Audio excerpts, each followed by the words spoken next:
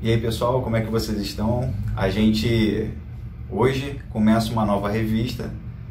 A gente encerrou a revista Princípios, que nós dedicamos esses primeiros meses desse ano conturbado, e a gente inicia uma revista nova, uma revista que depois de alguns anos a gente usando revistas autorais da nossa igreja, né? A maioria das revistas que nós estudamos nos últimos anos são revistas que foram escritas pelo pastor André. Algumas eu ajudei escrevendo algumas lições, mas a grande maioria o pastor André escreveu essas revistas e a gente se dedicou e aprendeu bastante com elas.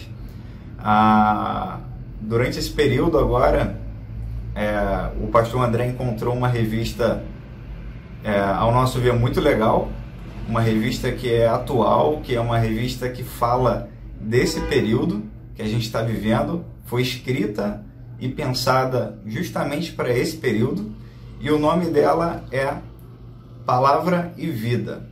A Palavra e Vida é uma revista da Convenção Batista Fluminense, uma revista escrita para jovens e adultos. A gente disponibilizou no grupo de informes o PDF da revista, porque a gente ainda está com distanciamento, né? A nossa igreja ainda não voltou com os encontros presenciais.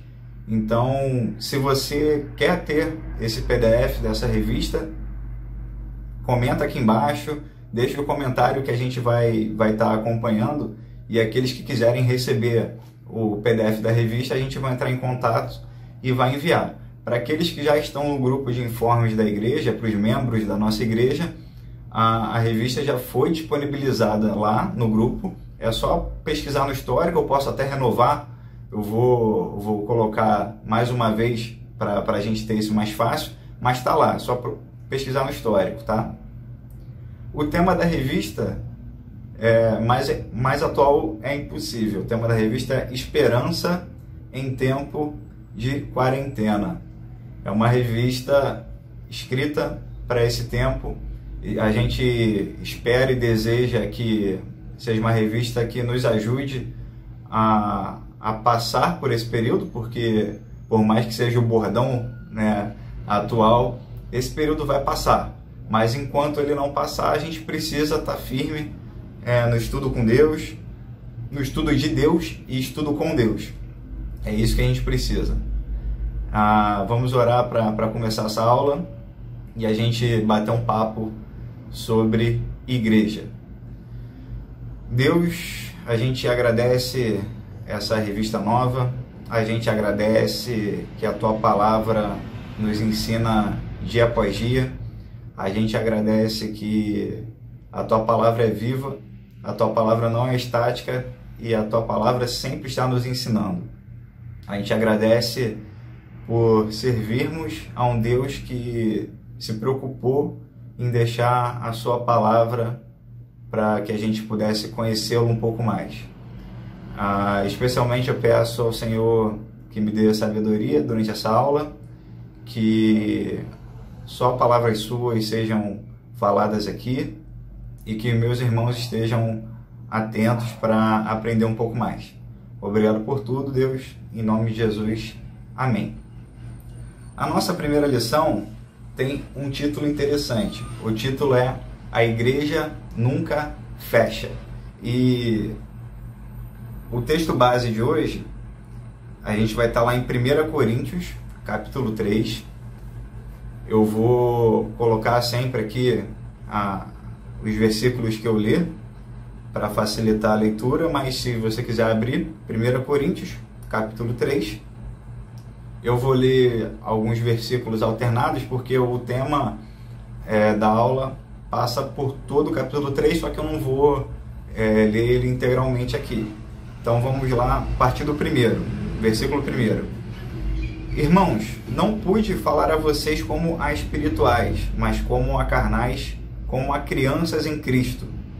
Percebam que aqui não há aquele conceito bom de que o reino dos céus é das criancinhas, quando Jesus recebe as criancinhas perto dele e os discípulos tentam afastar, ele fala, não, deixem que elas venham a mim, que o reino é delas. Não, não é esse conceito não, esse conceito aqui é o conceito de crítica. Versículo 2: Dei a vocês leite e não alimento sólido, pois vocês não estavam em condições de recebê-lo. De fato, vocês ainda não estão em condições, porque ainda são carnais. Porque, visto que há inveja e divisão entre vocês, não estão sendo carnais e agindo como mundanos? Agora a gente pula lá para o versículo 9. Pois nós somos cooperadores de Deus, vocês são lavoura de Deus e edifício de Deus. Conforme a graça de Deus que me foi concedida, eu, como sábio construtor, lancei o alicerce e outro está construindo sobre ele. Contudo, veja cada um como constrói. Versículo 13. Sua obra será mostrada, porque o dia trará a luz, pois será revelada pelo fogo, que provará a qualidade da obra de cada um. Se o que alguém construiu permanecer, esse receberá recompensa. Se o que alguém construiu se queimar, este sofrerá prejuízo. Contudo, será salvo como alguém que escapa através do fogo. Vocês não sabem que são santuário de Deus e que o Espírito de Deus habita em vocês? Amém. Deus abençoe essa palavra. Eu vou abrir aqui a revista para a gente seguir juntos. Na lição número 1, a igreja nunca fecha. A gente precisa começar a conversar percebendo como Paulo iniciou esse capítulo 3. Não foi um início amistoso, não foi um início, uma expressão dos dias de hoje, passando pano, né? Paulo já chega falando, olha, eu queria estar falando para vocês de uma forma, mas eu não vou falar porque vocês não estão preparados. E pelo que Paulo diz aqui, pelo tom que ele usa, esses irmãos já poderiam estar na fase mais madura, já poderiam ter passado da fase do leite, né? Da fase da infantilidade. Só que por alguma razão da vida deles, talvez por desinteresse, talvez por desobediência, eles não conseguiram evoluir. Então Paulo já começa falando, eu queria estar falando vocês como espirituais, mas eu não posso fazer isso porque vocês ainda são carnais. Vocês ainda estão tendo brigas internas, discussões internas de quem ainda não amadureceu na fé. E a discussão principal aqui era aqueles que seguiam, eram discipulados de Apolo, e aqueles que eram discipulados de Paulo, discutindo quem era o melhor, quem era aquele verdadeiro mestre de Deus, e discutindo coisas bobas que Paulo e Apolo não estavam nem aí para isso. Assim, no sentido de estarem preocupados em ganhar, eles estavam preocupados com aquela divisão de uma igreja. Então, a igreja de Corinto, uma igreja local, tinha divisões por discussões mundanas, e por isso que Paulo não conseguiria conversar com eles como ele queria conversar, num papo mais profundo. E a gente, nesse período de quarentena, período de pandemia, a gente tem percebido a necessidade de nós sermos mais maduros. Claro, aqueles irmãos que são recém-chegados na fé, que ainda estão começando a caminhada, ainda estão na fase do leite. Esses irmãos precisam de ter pessoas em volta deles que não estejam bebendo leite, pessoas maduras. Então, o nosso maior desafio nesse período é nós sermos maduros, conhecedores da palavra, entendendo que Deus está no controle de tudo, por mais difícil que seja. A revista traz um exemplo do pastor que escreveu essa lição. Ele diz que, conversando com o avô dele de 97 anos, o avô falou a seguinte frase: em 97 anos de vida, eu nunca vi uma situação da igreja fechar como essa de agora. E essa situação, essa conversa com o avô dele, despertou nele o interesse de escrever sobre esse tema, porque a igreja não fecha. Por mais que os templos, os edifícios físicos estejam fechados, a igreja não fecha. E a pessoa, o cristão que acredita hoje que o templo fechado significa que a igreja de Deus está fechada, que a igreja parou, é uma pessoa que ainda está no leite, uma pessoa que ainda não aprofundou o conhecimento de Deus. E com essa lição de hoje aqui, eu espero que a gente consiga ajudar a amadurecer, pelo menos nesse ponto. Por que eu estava falando da importância de haverem pessoas maduras? Aquele que está realmente na fase inicial da fé, ele precisa ser discipulado, ele precisa de alguém maduro. E se não tiver ninguém maduro, o que vai acontecer com essa pessoa? O que vai ser da vida cristã, do desenvolvimento? Tudo isso que a gente vê de tão importante, e como a gente vai estudar aqui, tudo isso que é dado de graça por Deus para a gente. Eu vou tentar, nessa primeira lição, obedecer os 30 minutos combinados, que na última revista eu confesso que eu fiquei devendo para vocês essa promessa. Esse tempo que a gente tem visto mudança na organização da igreja, a gente tem visto todos os desafios. Você que está acompanhando, você, meu irmão, minha irmã, que está acompanhando a gente nesses cultos online, que hoje a gente tem uma qualidade praticamente profissional, né, das transmissões ao vivo. Hoje que está na moda um monte de live, se você passar um olho em todas as lives que estão acontecendo pelo Brasil e até no mundo e ver a nossa transmissão, vocês vão ver a qualidade que a gente está transmitindo. E é interessante que não começou assim, né? Tudo foi realmente obra da graça de Deus, da misericórdia de Deus, usando pessoas como instrumento.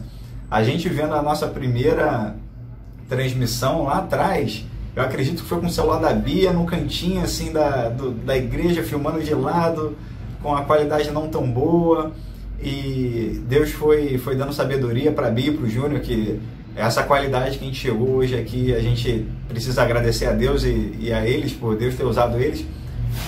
Foram adquiridas câmeras, foram adquiridos cabos, luz, computador novo, internet nova, para que a gente chegasse nisso. Mas o nosso templo está fechado para público, né? A gente não está se reunindo domingo. Então, o nosso desafio de hoje é entender que a igreja não fecha, por mais que o templo esteja fechado agora, por mais que o templo não exista mais, como o templo de Salomão não existe mais, por mais que a parte física esteja prejudicada, a igreja nunca fecha. E o primeiro ponto é cooperação madura e consciente. Paulo já começa falando que queria falar coisas espirituais, mas falaria coisas carnais porque os irmãos não estavam preparados. E ele traz, alguns versículos depois, duas comparações. A primeira nos comparando a uma lavoura e a segunda ao edifício. Nesse primeiro ponto a gente vai conversar um pouco sobre a lavoura. É interessante que há uma outra figura que alguns gostam de usar para a igreja, mas eu achei interessante a visão que o pastor trouxe aqui nessa lição. Tá? Há algumas pessoas que comparam a igreja também com um jardim, né? Um jardim que é cuidado, um jardim que é regado, um jardim que dá uma impressão, nessa visão que o pastor trouxe nessa lição, de algo estático, algo... Jardim, a gente cuida do jardim para ele estar sempre bonito, da mesma forma. Pode comprar uma coisinha ou outra, uma semente diferente, uma planta diferente, mas o objetivo do jardim é você cuidar do jardim para ele se manter com as mesmas plantas, com as mesmas flores. Uma coisa ou outra nova chega, mas uma visão mais estática. Você, a partir do momento que você construiu o seu jardim, ele está pronto e você só fica ali fazendo a manutenção. Na lavoura já é diferente. Na lavoura, a dificuldade diária, a dificuldade do cuidado diário, é um cenário mais movimentado. Dependendo da estação do ano, a lavoura precisa ser cuidada de uma forma diferente. O campo precisa ser preparado, dependendo da estação do ano, de uma forma diferente. Então, essa visão da lavoura nos traz a ideia de que Deus está constantemente nos tratando, cuidando de nós, independente da estação do ano.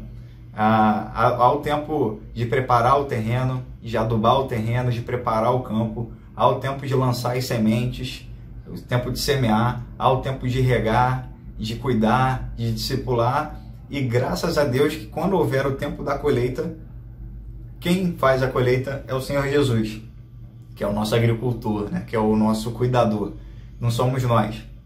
Imagine o problema que seria se nós fôssemos fazer a colheita, né? Separar o joio do trigo, e quantas injustiças que nós faríamos. Então, a ideia de lavoura é que nós somos um terreno cuidado por Deus, um terreno que quem dá o crescimento e quem dá a colheita é Deus. Esse é um ponto também importante. O crescimento quem dá é Deus no relacionamento individual que Ele tem com cada um de nós. Esse é o tempo de nos tornarmos maduros, para que quando vier a colheita, nós estejamos prontos, maduros. Eu dei um corte aqui porque uma buzina entrou, mas é importante nós estarmos prontos, maduros. Nós vamos passar por todo o período que a gente recebeu a semente, o período que a gente foi discipulado por alguém, e o crescimento da gente, como diz a palavra de Deus, quem dá o crescimento não somos nós, é quem cuida de nós, que é Deus. Então, o nosso desafio, primeiro, é ter uma cooperação madura e consciente. Estarmos firmados na palavra, porque nesse tempo de dificuldade, e como nós estamos estudando, pela igreja não ter fechado, os desafios continuam.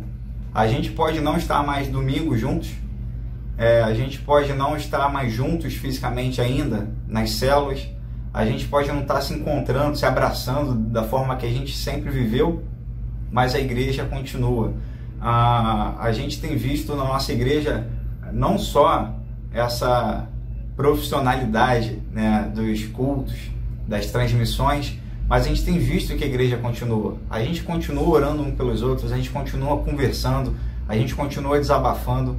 A igreja não parou. E é muito importante que nesses desabafos, nessas conversas, nessas orações, nós tenhamos irmãos maduros na fé, para que não haja nenhum tipo de problema maior do que esse que a gente já está vivendo, que é um grande problema, um problema em comum a todos, mas que a gente esteja pronto para se ajudar, para enquanto igreja que não fecha, nós estarmos juntos, caminhando por esse período, e está no nosso DNA, não tem jeito, está no nosso DNA. Se no nosso DNA corre o sangue de Jesus, nós vamos ter no nosso DNA a capacidade de resistir a períodos difíceis. Desde a igreja primitiva, a gente tem visto as dificuldades da igreja, e a igreja jamais fechou, mesmo em meio a perseguições, mesmo em meio a todas as dificuldades que possam surgir. Há um estudo que a maior igreja atual do mundo não está visível. A maior igreja, eu digo de organização, tá? Não estou falando de igreja, corpo de Cristo espiritual.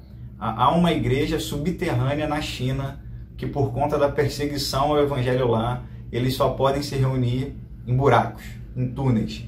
E há um estudo que essa igreja já é maior do que a igreja cristã americana. Então, é uma das maiores, eu falei a maior, mas eu acredito que seja uma das maiores igrejas do mundo, e ela não está sendo vista, não tem uma organização, um prédio bonito, uma cruz, está reunida em meio de buracos. Então, no nosso DNA que corre o sangue de Jesus Cristo, nós já temos a resistência, a preparação e, dependendo da nosso nível de maturidade, prontos para passar por esses momentos de dificuldade. Não que nós vamos passar nesses momentos de dificuldades caminhando e cantando de uma forma muito alegre. Vai ter momento ruim, mas nós estamos prontos e nós temos disponíveis para nós as ferramentas necessárias para passar por esse período. Indo para o segundo ponto, construção adequada e convicta. Aqui a gente vai falar do edifício, e esse é um tema aqui que realmente a gente precisa, eu acredito que o último tema que eu vou comentar precisa de um nível de maturidade um pouco mais profundo, mas nesse aqui também precisamos. Como eu falei, Paulo nos compara a uma lavoura e também a um edifício. E no edifício tem uma coisa muito interessante que a gente, por vezes, deixa passar. Nós temos a oportunidade de construirmos uma obra, um edifício, usando a mesma comparação de Paulo, recebendo materiais, dicas, direcionamentos do Criador dos céus e da terra e do universo. O Criador, o arquiteto do mundo, do universo, disponibiliza de graça para a gente um material para que a gente construa da melhor forma possível. E a gente sabe que o próprio Jesus já nos ensinou que aquela casa que é fundada na areia, que não tem como esse edifício ficar de pé, não tem como. Esse tipo de edifício está condenado, vão vir ventos, vão vir terremotos, vão vir coisas ruins e esse edifício não vai ficar de pé no final, porque ele não foi firmado na rocha. Mas há os edifícios que são firmados na rocha, no alicerce que é Jesus Cristo. Esse edifício não vai cair. Mas Paulo traz aqui, em 1 Coríntios capítulo 3, duas formas desse edifício ser construído. E é aqui que fica interessante, é aqui que a gente precisa ter uma maturidade para entender o que está sendo falado.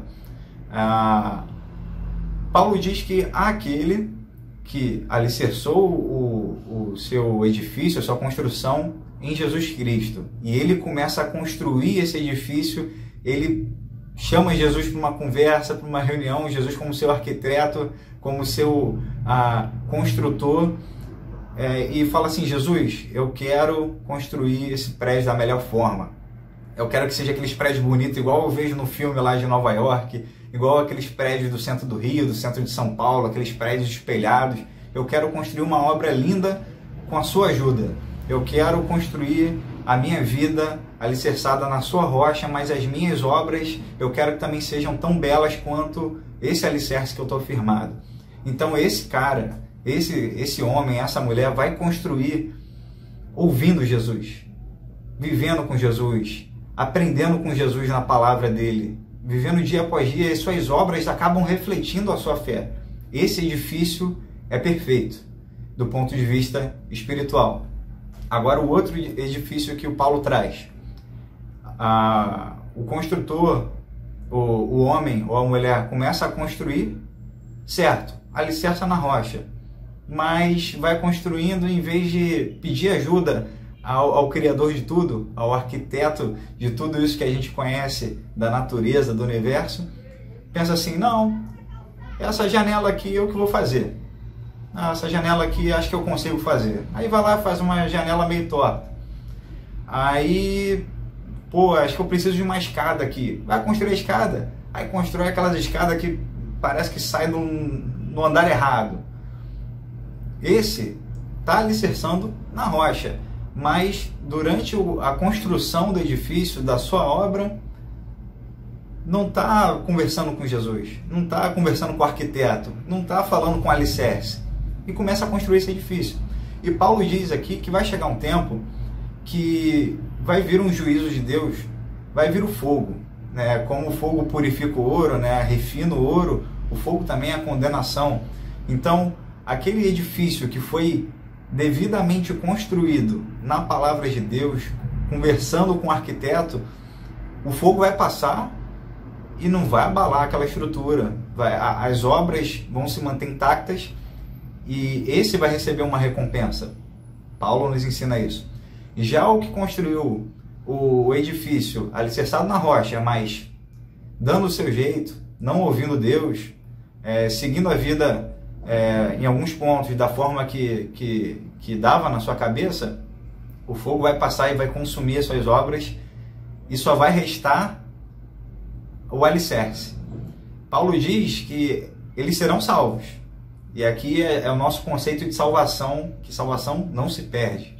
Salvação não se perde. Uma vez alicerçados na rocha de verdade, estamos salvos. Só que a diferença é que esse aqui não receberá recompensa, e Paulo diz que ele vai ser salvo como aquele que passa pelo fogo. Ou seja, vai passar com muita dificuldade, vai passar com dores, com queimaduras, não vai ser legal. Então, por sermos edifício, vamos ter o alicerce correto, que é Jesus Cristo, mas também que não é menos importante, que às vezes a salvação nos dá uma carta de segurança que a gente possa ter uma ideia errada. É por isso que a gente precisa ter maturidade. A salvação é algo extraordinário, mas a vida com Deus no dia a dia, construindo a obra que Ele deixou pra gente no dia a dia, que é uma das partes mais importantes da vida cristã e que por muitas vezes a gente deixa de lado, e eu falo por mim mesmo, sem nenhum tipo de hipocrisia. É um problema que todos nós temos e eu também reconheço que eu tenho.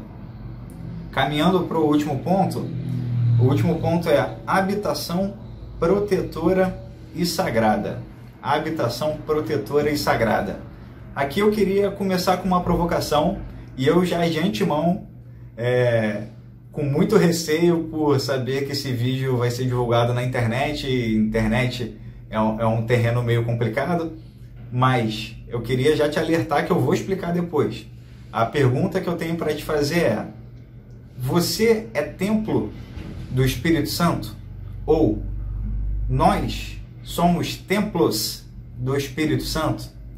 É uma pergunta que eu te faço. Eu acredito que a maioria das pessoas tem respondido sim, eu sou o templo, ou nós somos templos. E eu queria te dizer que não. Na minha visão, na visão bíblica, nós não somos templos e nem você sozinho é templo do Espírito Santo. E você deve estar se perguntando, como assim, Eduardo? Pô, eu te conheço, a gente bate papo, eu te conheço das aulas, te conheço aqui do YouTube, te conheço do dia a dia, nós somos amigos. E o que é isso que você está falando, cara? Que heresia é essa que você está falando? Da onde você tirou isso? E eu digo de onde eu tirei isso. Eu também, quando ouvi isso a primeira vez, eu fiquei bastante incomodado e isso me fez buscar na palavra um aprofundamento sobre isso. Isso me fez buscar na palavra de Deus se isso estava certo ou não, porque eu ainda não estava maduro o suficiente para ouvir isso. Talvez o irmão ou a irmã também não esteja ainda. E eu convido vocês a pesquisarem no Google o seguinte, no YouTube, Pastor Russell Shedd Templo, e dá o Enter. O primeiro vídeo vai ser uma aula de seminário do saudoso pastor Russell Shedd, um cara extraordinário, cara de Deus, um dos maiores homens que passaram aqui por essa terra. E ele, numa roda de seminaristas, dando aula no seminário ou no curso, ele pergunta: vocês são templo? O que vocês me dizem dessa frase? Vocês são templos do Espírito Santo ou você é um templo do Espírito Santo? E um seminarista fala: olha, o que eu acho dessa frase é que eu cuido do meu corpo, e começou a falar. Aí o Shedd interrompe e fala assim: você acha que isso é bíblico? Essa frase está certa? A minha pergunta não é o que você vai fazer com o seu corpo, a pergunta é: o que você acha dessa frase? E o seminarista, de pronto, fala assim: não, até um pouco desconcertado, e fala: não, está em Romanos. Aí depois ele lembra de Coríntios, nesse capítulo 3 que nós lemos, e também no capítulo 6 fala: não, vós sois templo do Espírito Santo, nós somos habitação. E o Shedd fala: você percebeu a diferença que você está falando? Eu perguntei se vocês são templos individuais, cada um templo, ou sozinho um templo. E os versículos que você me falou, inclusive os que a gente encontra em Hebreus, encontra em outras cartas de Paulo, é que vós sois templo. Vós sois templo. Nós juntos somos igreja. Nós somos templo. Uma pessoa sozinha, e esse é o conceito errado dos desigrejados, é achar que eu sou igreja. E nós já estudamos isso aqui algumas vezes. Eu sozinho não sou igreja. Nós somos igreja. Nós somos o templo. Nós somos a habitação do Espírito Santo. Sozinhos, irmãos. Onde que Deus habita? Onde que Deus habita? Deus não fala: onde está reunido uma só pessoa, ali estou no meio. Não. No meio de vós, onde 2 ou 3 ou mais estiverem, eu estarei ali. Deus habita no meio dos louvores, da ideia de pessoas juntas louvando.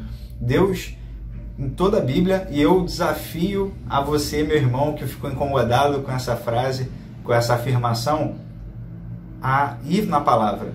Eu desafio vocês a acharem que nós somos templos. Sempre há 2 elementos. Primeira pessoa do plural ou terceira pessoa do plural, sempre no plural. eles ou nós, na maioria das vezes nós, Paulo às vezes fala deles para falar de outras igrejas, né? Mas além de ser no plural, o templo está no singular, para dizer que nós somos um. Então, eu desafio você a achar algum versículo, e olha que eu já falei algumas vezes aqui que não tem como a gente fazer teologia de um versículo só, mas o desafio é um desafio bíblico, um desafio legal para que a gente possa aprofundar o conhecimento e que encontre algum versículo que diga que nós sozinhos somos igreja ou templo de Deus. Nós somos as pedras vivas, nós somos as pedras que compõem esse edifício maior que é a igreja. Paulo trouxe esse exemplo do edifício para falar da nossa vida alicerçada na rocha e das nossas obras, e não da igreja. Quando Paulo fala da igreja, fala de corpo, pode até falar de edifício, mas fala que cada um de nós somos uma pedra. A pedra sozinha é uma pedra jogada num canteiro de obra. Agora, as pedras juntas formam o corpo, o edifício. Então, há necessidade de nós termos uma habitação protetora e sagrada por meio do sangue de Jesus, e não eu sozinho e nem a obra construída de tijolo lá da igreja, né? Lá no Almirante Alexandrino 400, próximo ao Largo dos Guimarães. Não é ali. Não é ali. A habitação protetora que nós temos é o corpo de Cristo, é aquilo que nos une, é o Espírito Santo que habita em nós, e tudo que Jesus fez por nós, e não só para mim, nem só para você, por nós. Então, a igreja nunca fecha. Almirante Alexandrino 400 está fechado lá para os nossos cultos, mas a nossa igreja continua. As células continuaram, as orações continuaram, as conversas continuaram, os desabafos continuaram, os pedidos de conselho, os aconselhamentos continuaram. A igreja não fechou, porque a igreja somos nós. Nós precisamos estar maduros na fé para entendermos como nos ajudar. Se a gente estiver bebendo leite, a gente vai estar fraco, a gente vai ter ideias de crianças, e por mais que as crianças sejam puras, a gente não pode dar para uma criança um poder de decisão da vida da gente. Eu não vou chegar, se um dia eu tiver um filho, e perguntar para ele se eu devo ou não continuar no emprego, devo ou não fazer alguma coisa muito importante, de alguma decisão que um adulto tem que tomar para uma criança pequena. Ninguém vai fazer isso. Então nós precisamos estar maduros para que, precisando dos nossos irmãos, nós estejamos prontos para isso. E se nós não estivermos maduros, que nós tenhamos a sabedoria e a humildade de buscarmos pessoas que têm essa maturidade já. Os nossos pastores, os nossos líderes, existem essas pessoas. É importante termos maturidade, é importante entendermos que a igreja nunca fechou e nem vai fechar, porque se Jesus nos ensina que as portas do inferno não prevalecerão contra a igreja, não vão resistir a gente, não vai ser uma pandemia, não vai ser um vírus. Não estou minimizando o vírus, não estou trazendo um ar de que essa pandemia não trouxe uma mudança radical, mas a história da humanidade nos diz que nós já passamos. Na revista tem, bem lá no início, um quadrinho com as principais epidemias e pandemias que nós passamos. E todas elas passaram. Algumas existem até hoje, algumas doenças, né, como a AIDS, como alguns vírus, mas passaram.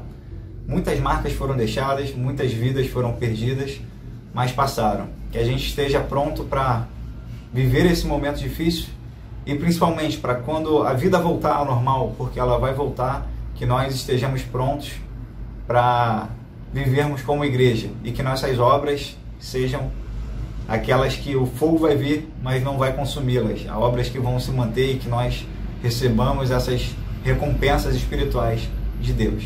Amém?